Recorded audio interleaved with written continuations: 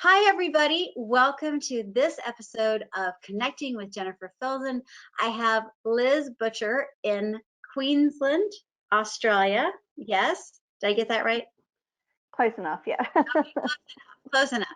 Anyway, the point being is that she came to me through Caramel Lucas, who has a PR person, Mickey, and then Mickey has been sending all these amazing human beings our way. And so Liz, welcome, welcome, welcome. Thank you for And having me. yes. So tell us who you are, what you do in the world, and most importantly, what makes you special and unique. Oh, well, so for the past year, I've been a full-time writer, which has been my dream for a long time. So that's pretty much my everything at the moment. It's just, yeah, I still pinch myself that I'm writing full-time. It still kind of feels like a bit of a, I'm going to wake up tomorrow and have to go back to my day job type situation. But no, it's exciting to actually be able to call myself a full-time writer. Oh, that is so cool. Okay, so tell us a little bit about the day job that you used to have. Tell us about this big dream. And then there are all types of writers. I'm a marketer, so therefore I'm a Mm-hmm. writer as well. There's fiction writers, there's, screenplay writers. What style of writer are you? So I'm a fiction writer for myself, but I also ghostwrite. So I have a number of clients from all over the world, which I write anything from non-fiction memoirs to fiction. There's all sorts of different projects. So it keeps it interesting, which is really good. Yeah. That is some challenging work to write someone's Yeah. memoirs. And yeah, okay, that is an amazing process. And then what did you do prior to writing full time? So for about 6 years or so prior to this, I worked for an insurance company as a claims consultant, which I worked with amazing people, but I didn't like the job. I didn't like being on the phone all day and talking all day. But it was the stepping stone. It allowed me to work on my writing to the point where I could give it up. So very grateful for that opportunity, but it was a juggle for a period of years, trying to make time for writing while still having the day job with that end game of finally trying to make that transition. So I got there, which was fantastic, but primarily because I had an amazing boss. So if it wasn't for sort of that support getting in the day job, I wouldn't be here. So yeah, I was very fortunate. Oh, that is so cool. We have a little bit in common. I used Oh, to cool. insurance. Oh, And wow. yeah, and I was never on the claims side, although I appreciated the claims people, believe me. So I sold health and life insurance. And what was so fascinating is I loved the people aspect and I loved what I was selling, but I knew that that was not my Mm, place in the world. It was like, yeah. yeah, I'm too much for a lot of the people that were supposed to be my target audience, which were Mm, usually the CFOs and the COOs, the chief financial officers, the chief operating officers, heads of yeah. HR.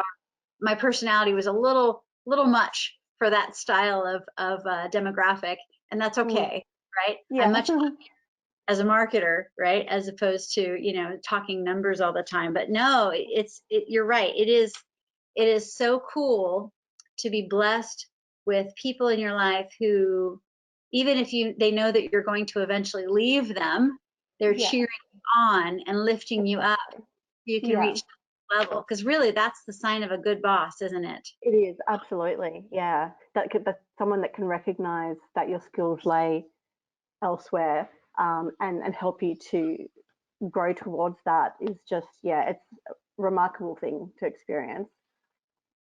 What'll be really fun is, in 10 years' time, you can have a drink with your former boss and say, look at how far we've come.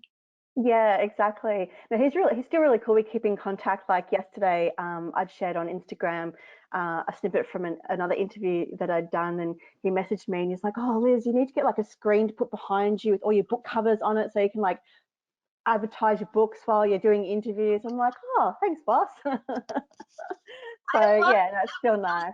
Yeah, this as a supporter. That's fantastic. Wow. yeah, it's So fantastic. when did you make this transition from the day job to being a full-time writer? And more importantly, did COVID help you or did COVID hurt you? COVID didn't really have too much of an effect because by the time COVID sort of came around, I was already in the later stages of transitioning over to writing anyway. So I think I only had to work from home from the day job for about 4 weeks before I was officially sort of on break. So I then went on a 6-month career break um, to see if I could get it off the ground, which was a good safety blanket to have, knowing, especially with COVID, that if the ghostwriting fell through or whatever, I still had a job to go back to. And then that 6-month period finished just after Christmas, I think it was. And then so I got to officially sort of resign, which was a little bit scary, but by that point I'd been doing it for 6 months. So yeah, I was fairly confident that I could keep it going. Now, you bring up something that is not very common here in the United States. Is Mhm. it common to have a 6-month sabbatical in your field? No, well, not in my experience. I mean, that's the first big company that I'd ever worked for. I'd done a lot of different other types of work prior to that job that it just wouldn't have been something that they could do. I don't know whether it's common in other big corporations where I guess you have hundreds of employees, if that's something that they do. But where I was working, you had an option of you could take up to 12 months at a time for a career break. So it's unpaid. But if you want to pursue a course or another avenue or something, you've got that safety blanket of this is the time we can allow, and then you either come back or you go. So it's really amazing. And as I said, without that, I probably would still be juggling both. So Yeah, yeah. Mm. that is remarkable. What a Mm. wonderful benefit. I think I've only heard of sabbaticals through education, usually university. But they usually want you to take that time off so you can write your next book, right? Exactly, and it benefits them in the long run if you're, publishing findings and things. Right. And I think I Yeah. remember years and years ago, gosh, it was over 20 years ago, that a coworker of mine who had been there for a long time, they Mm. had to prove that they had been around for a significant amount of time before they deserved a sabbatical. And I think he Yeah. traveled the world, which was kind of cool. But what a wonderful, do you think that, I mean, it was unpaid, of course, so you had to Mm. hustle. You Yeah. lounge around eating bonbons for six No, months. that's it. No.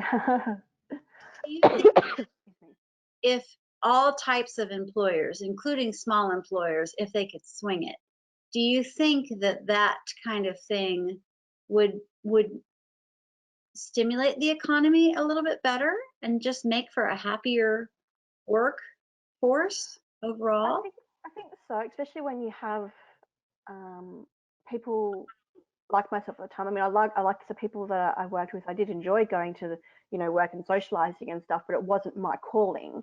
Um, I did have some people I worked with who that was their calling, and they were brilliant at it. They loved talking to people all day, every day. And while I did enjoy, being, Forgive me, I don't know if you can no, hear you're it. right. No. Ambulance coming. So, Oh, okay. and it was a little noisy. I'm so sorry. I didn't mean to cut you off. I just was No, like, you're right. it's my neighbor, but that's okay. She's in her Oh, 90s. She oh, gets I hope she's okay. okay. Anyway, so I'm sorry. So start over, please, about what you think about how it would do with the economy and such. Yeah, well, I think if people are in a job that they are doing just purely for the income, but have definite interest in other areas, I think having that ability to put your job on hold to try and pursue another path is only going to be beneficial, because people are happier when they're doing things that they are passionate about. But a lot of people feel trapped in jobs that aren't their passion because of the fact that it's that regular income.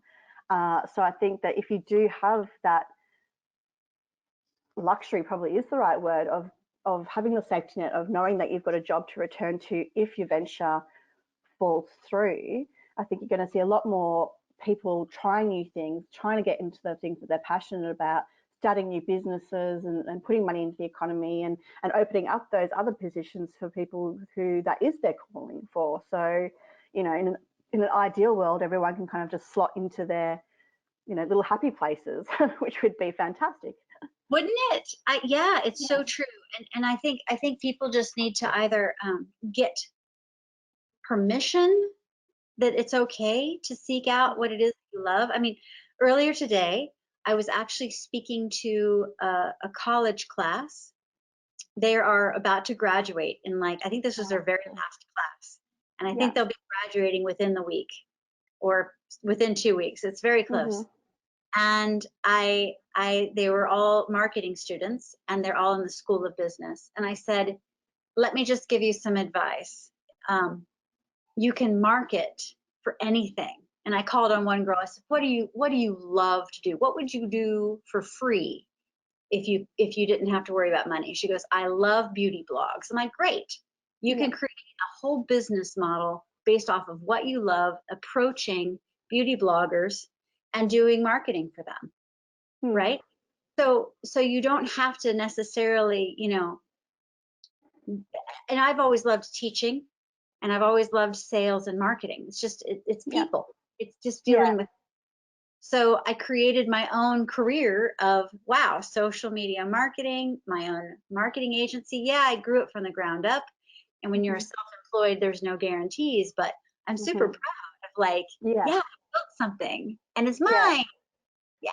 That's it. Yeah. And I think when you've started something from scratch, just from a simple idea and then just been able to run with it, it's just every day that you get to do it is so rewarding.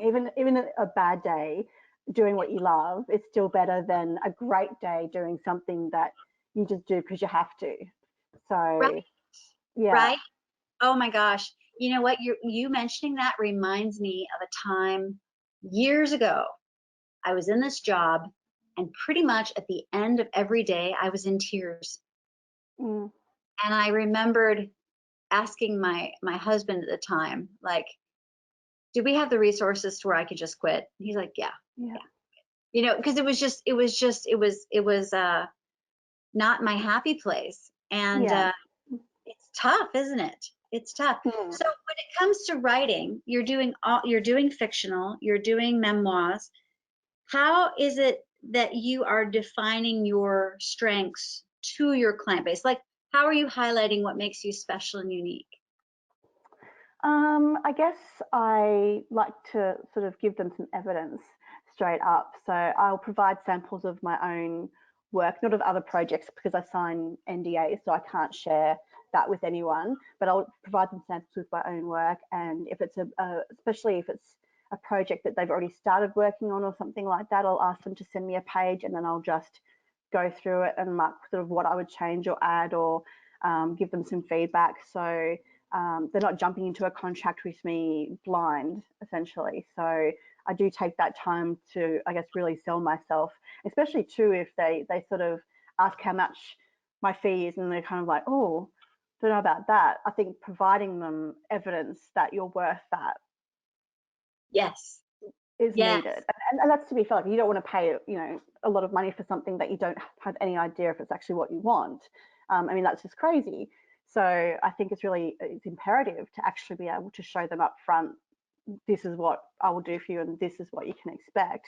And I'm very much into transparency and communication, and I say that from the very start. So it's quite interesting to me because I've never been someone that's had a lot of self-confidence or been able to sell myself, but I think because this is what I love doing so much, it almost just becomes second nature for me to be able to prove that I'm worth it. So it's kind of a new headspace for me to be able to do that because it's just not something that's ever come naturally in the past. But again, it comes down to when you love what you do, it's easy to share and show that passion to other people. Good for you.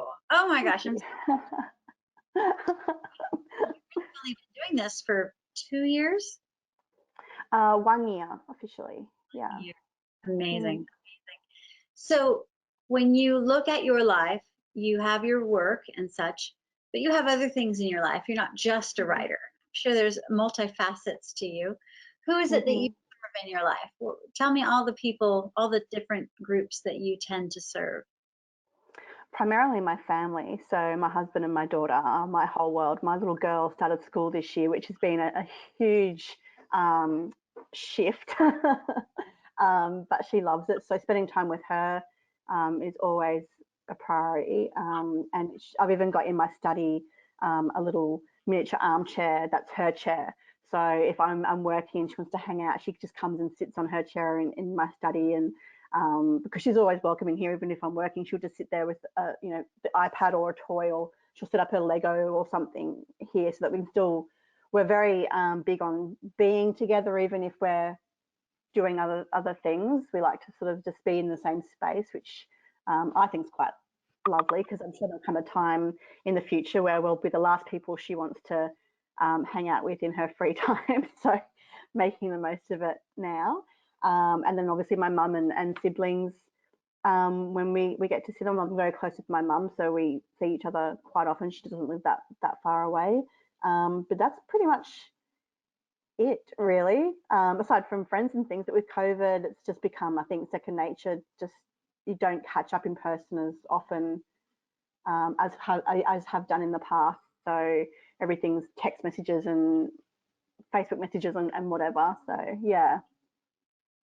Yeah, it's funny to me, and I don't know the typical habits through the ages in Australia, but like I'm seeing some retro activities, meaning, stuff that, okay, I was born in 1970, and so the 80s was like my teenage years, Mm-hmm.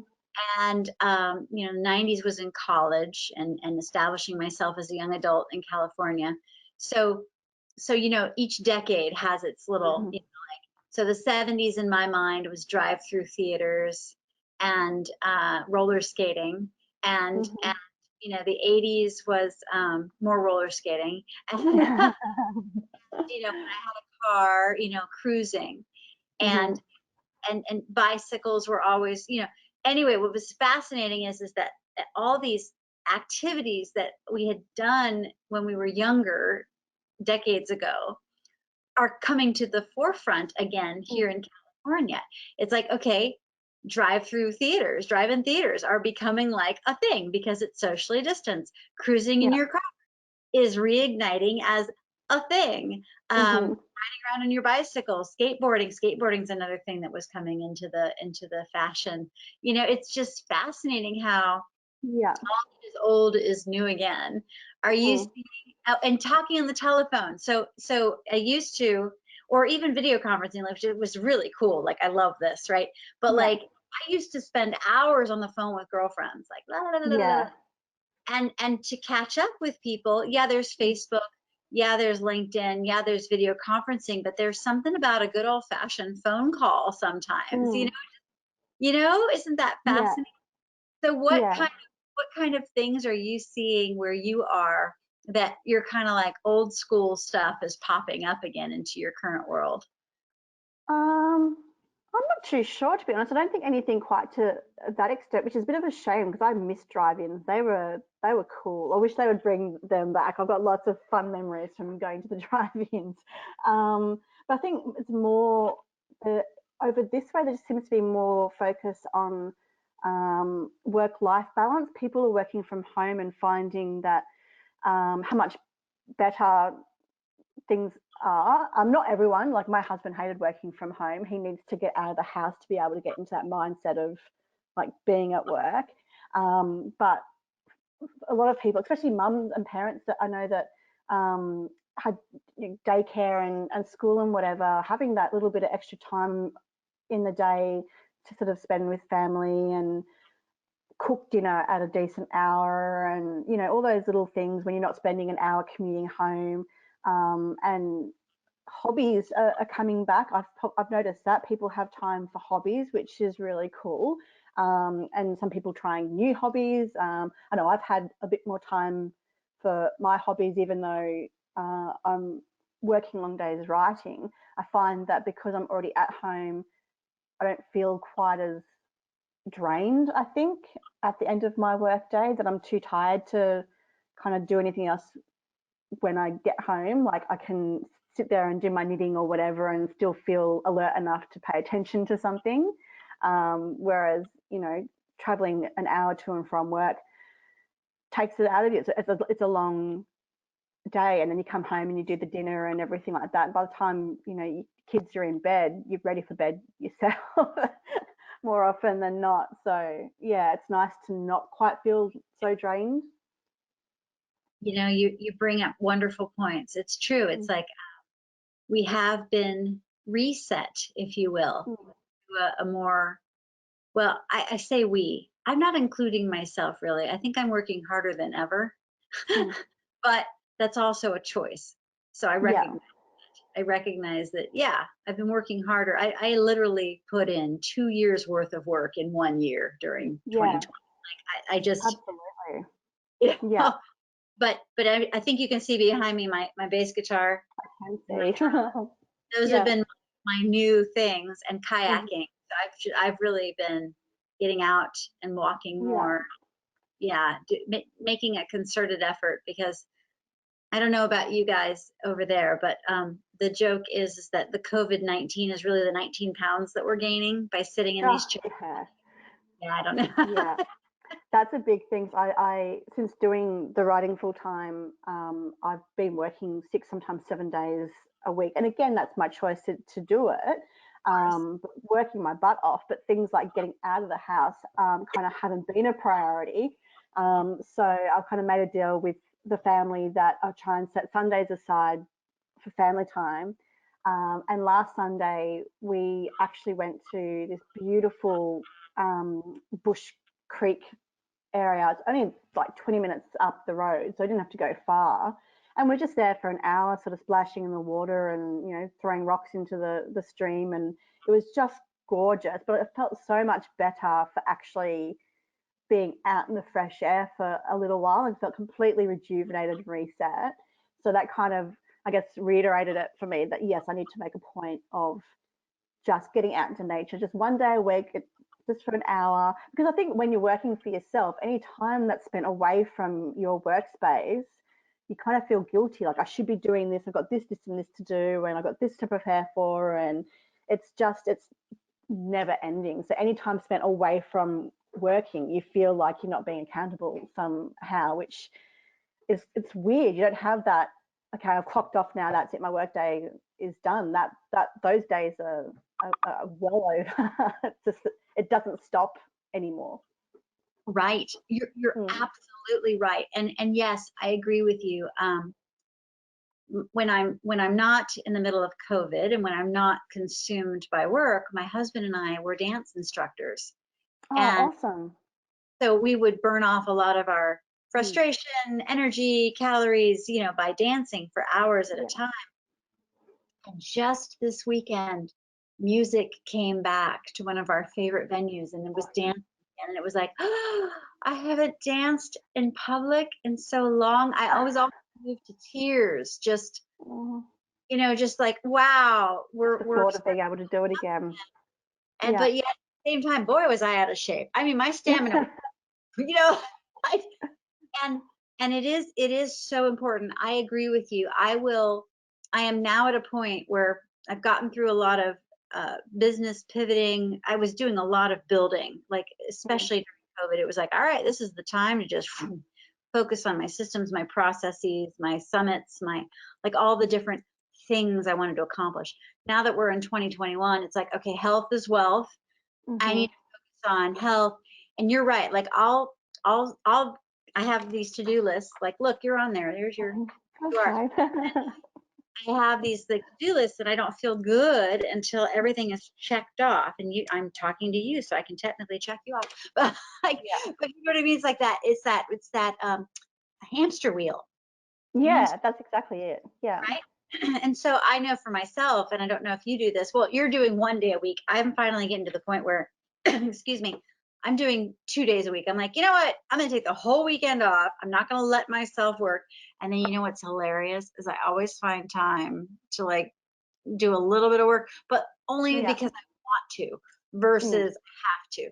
And it is funny because like I'll go around and I'll walk around the neighborhood, or I'll be out on the ocean kayaking, and I'll get this idea and I'm like, oh, and then like I want to do, Mhm. I want to rush back and I want to like Yeah, employ that idea for my client because like, oh, because it's a golden nugget and I don't want to lose it, you know. But then I'm exactly. happy Yeah. to work that time. It's a funny thing. This Yeah, it's a completely different dynamic when you work for yourself, isn't it? Especially, yeah, it's.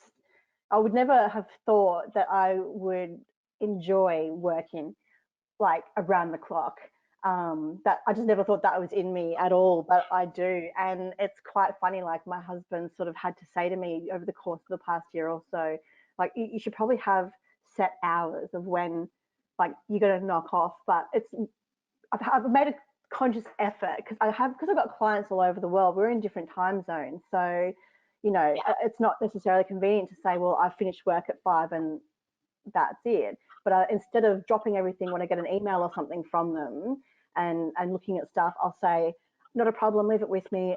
I'll check in with it tomorrow. Or, do you know what I mean? So I still make the time to acknowledge that they've contacted me, but I've had to kind of step back and say, when I'm at my desk tomorrow, I'll get into that for you. Because before that, I'd just drop everything and get back to work. And my husband's just like, no, there's got to be a line. you're not alone, Liz. You Good.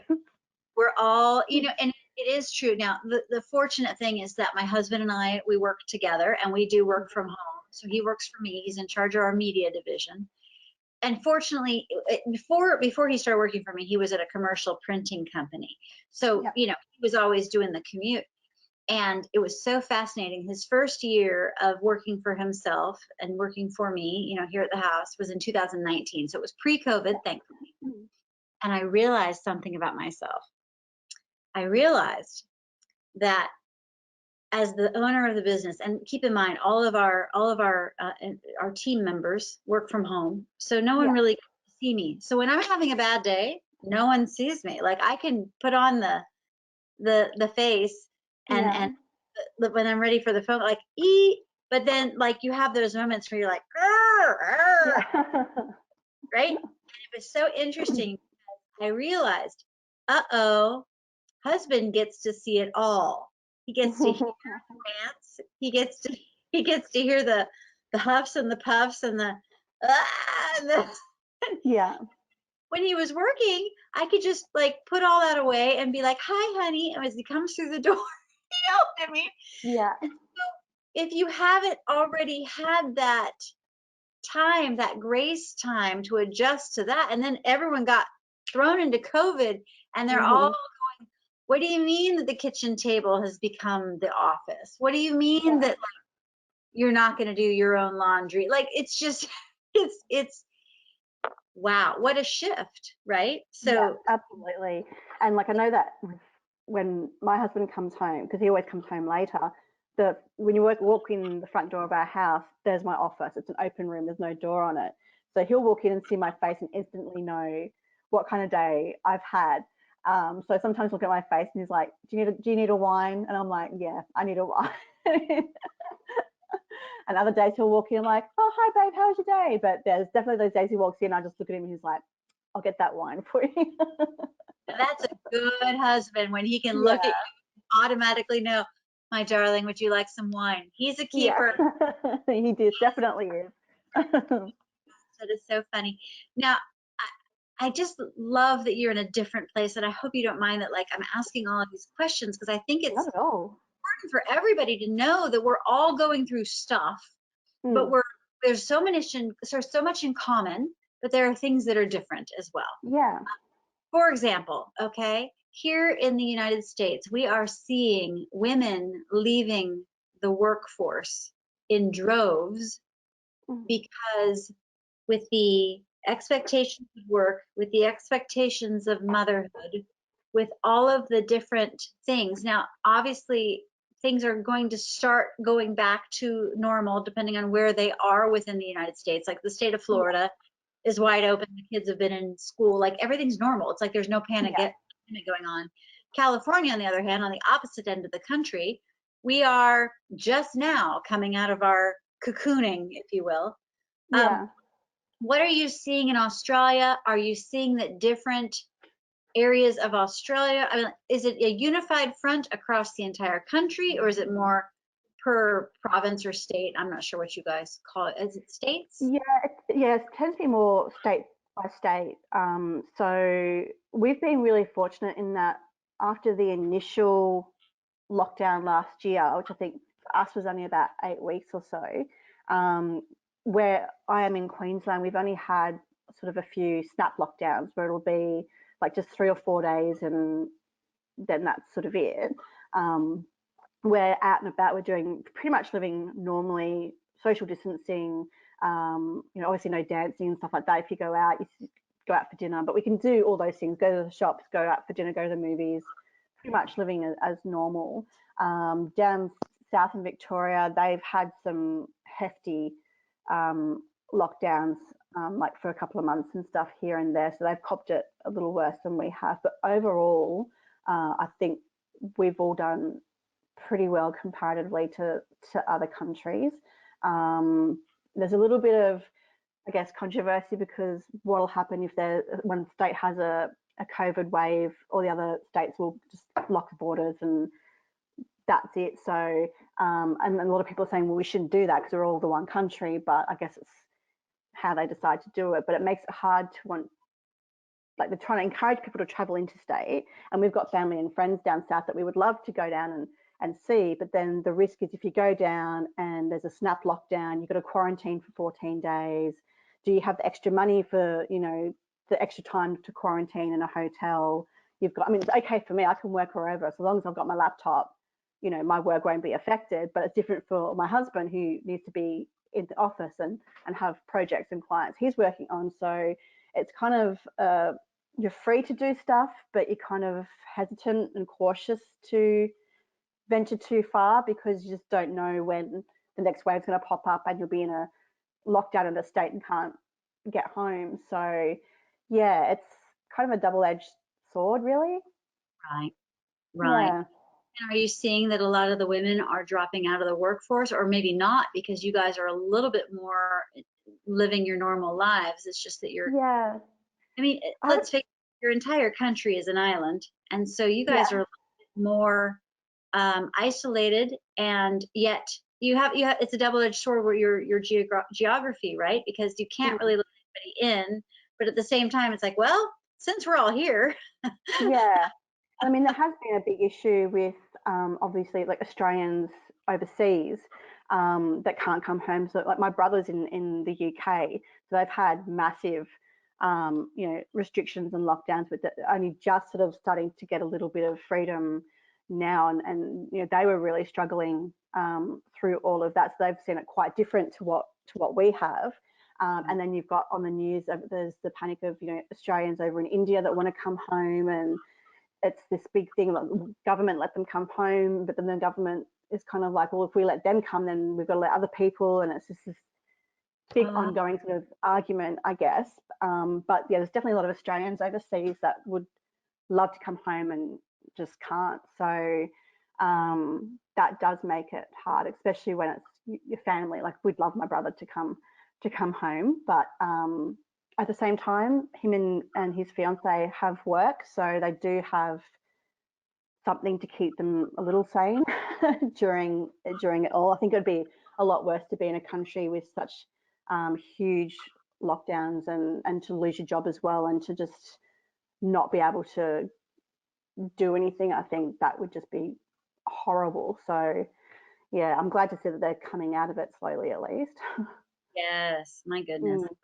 And are you guys getting the vaccines over there readily distributed, or what's going on over there for Yeah, that? they've been rolling them out. So I think the first wave was obviously frontline workers and I think the elderly. So I'm way down the list because I'm not in a risk category or anything like that, thankfully. But they're sort of rolling out and sort of the priority of who needs it most that way. So again, I guess like probably other countries as well. There's do we, don't we? Some people want it, some people don't. We've had, I don't know about over there, but we've had some issues with some people getting blood clots, and that causes a big sort of issue. And yeah, it's just yeah, it's tricky to navigate. It is tricky to navigate. It Mm, truly is. You're right. There are the people that just are not comfortable with vaccinations. There are the people that only want to be around others that are vaccinated. mm, It it is a very interesting situation. And you're right. We have the same thing happening here. I was speaking with a business person that manages the account for my software up in Canada, and she was saying that the lockdown is very strict, very mm. very strict still. Like they're all still, like, restaurants are closed, and this was just a Yeah. matter of a week ago. Oh, So wow. it's just fascinating to see that, yes, within each country we're Mm, seeing similar reactions to things, similar mm. frustration. And wow, yeah. So I wow. guess I'd be interested to see, like, I know that, I don't know about other states, but I know here for daycare, you have to be able to provide immunisation records for your children to show that they're up to date. It's like they call it no jab, no play. So if your child isn't completely vaccinated, they're not eligible for rebates or anything from the government for childcare. And I'm kind of wondering if that's going to be a step that we might potentially see with COVID vaccines, that if you can't show that you've been vaccinated, are there going to be restrictions on things that you can and can't do? Like, are we going to head that way? And I think potentially it might be something that might happen, especially when we're having continual waves coming through. Are you going to have to prove that you've been vaccinated to travel, for example, or to attend a big event, or anything where there's crowds? Is that something that we may potentially be facing in a year or two, or maybe not even that long? Yes, yes, you're absolutely right. And Mm. yeah, it opens up a whole can of worms, doesn't It it? does, doesn't it? Yeah. Oh, man. So another thing I want to ask you about is your why. We all have something that makes us tick. And you were saying that your previous job with the insurance company, it just wasn't your calling. And Mm. here you are, you're living your dream. What is your why? When did you know that it was going to be your why? And what do you think that your big purpose in life is supposed to be?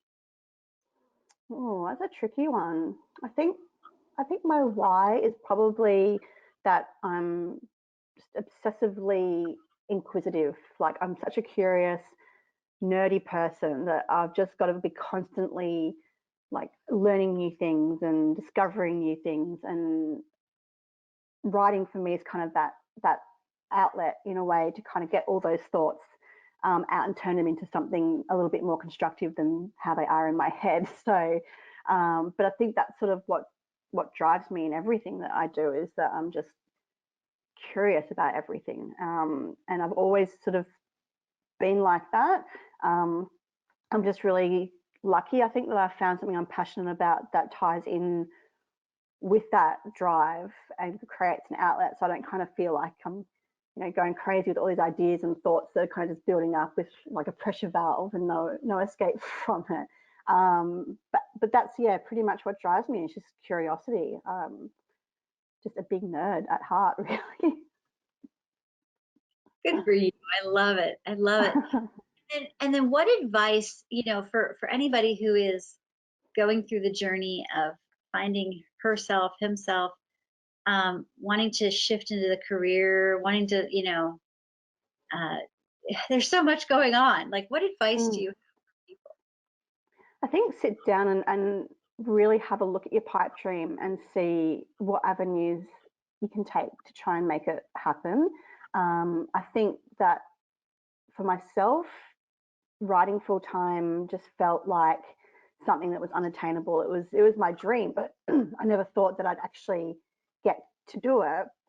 And I was looking at it from the perspective that, yes, I've written books and that's fantastic, but not many authors can provide income solely off writing. So I get it, felt like something that, unless you get that one amazing book deal that's going to set you for life, that's just not a goal that you could reach. But when I sat down and spoke to other people, and I discovered that ghostwriting was a thing, and, like, just trying to find alternative options. It might not be the pipe dream that you initially envisioned, but it's still getting to do what I love doing. And my next goal from there is to be able to make enough off my own work that I can give up sort of ghostwriting. So it's always a work in progress. But I think that rather than writing yourself off and just saying, look, that's my dream, but I'm never going to get there, really just take the time to sit down and say, well, how can I make it happen? I think that's, because you need to switch your mindset and stop telling yourself that it can't happen and tell yourself that it can. And I think the moment you make that switch mentally, your mind kind of opens up to other doors that you would have walked past before, and you're more open to making changes to make it happen. So that would be my advice to anyone wanting to pursue their pipe dream. Oh, I love it. I love it. And you're absolutely right. Like, we can't focus on the hows. Like, how is this going to, we can't predict the future, but we can just say, this is what I want to attract. This is Yeah. what I want. I'm going to do everything I can to figure out what I need to do in order to make this happen. And then you're right. Something unexpected could show up on a silver platter and say, "Ooh, did you know this was possible?" Yeah. Exactly. And I think also too, though, you've got to be prepared for things to get hard before they get better. Like, to pursue something that you're passionate about takes some sacrifice. And, for a long time there, it was really rough trying to juggle motherhood and, a corporate job and my writing, and trying to, acquire clients and try and build up a portfolio so that I could create my own business. So, juggling multiple jobs is stressful and it's tiring, and you quite often feel like rubbish because, there's just so much on your plate. But when you're working towards that end goal, knowing that you're going to be able to shed the corporate job and you're going to be able to free up that time, makes it worth it.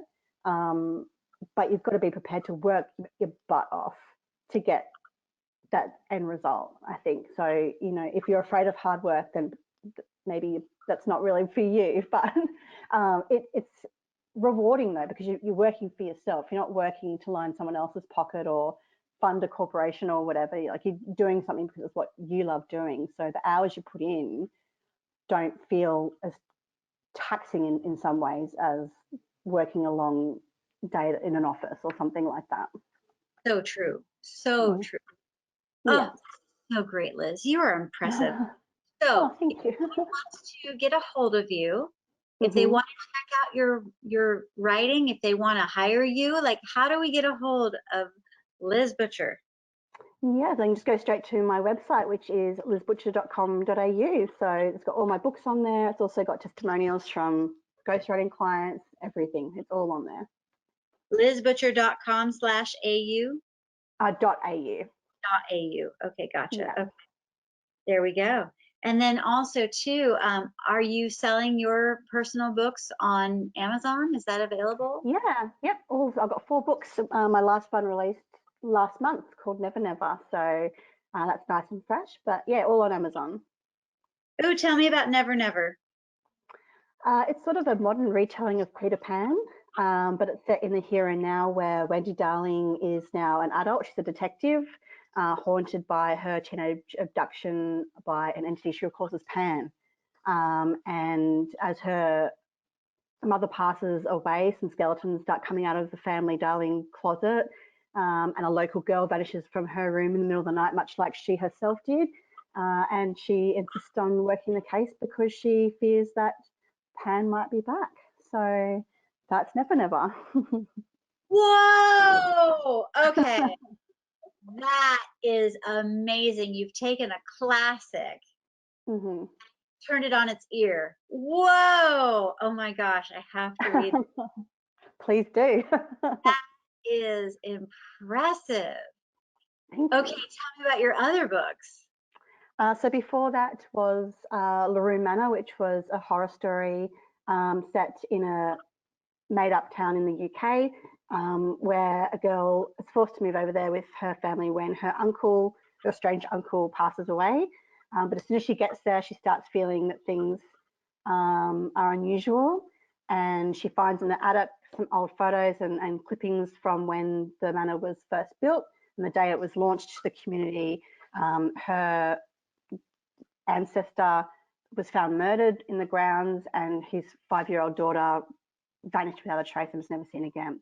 And then it turns out she's the first female to be born into the Laroon family line since Mina, who vanished. So she starts sort of getting caught up in the manor and the history and what role she actually plays in it all. So lots of twists and turns in that one.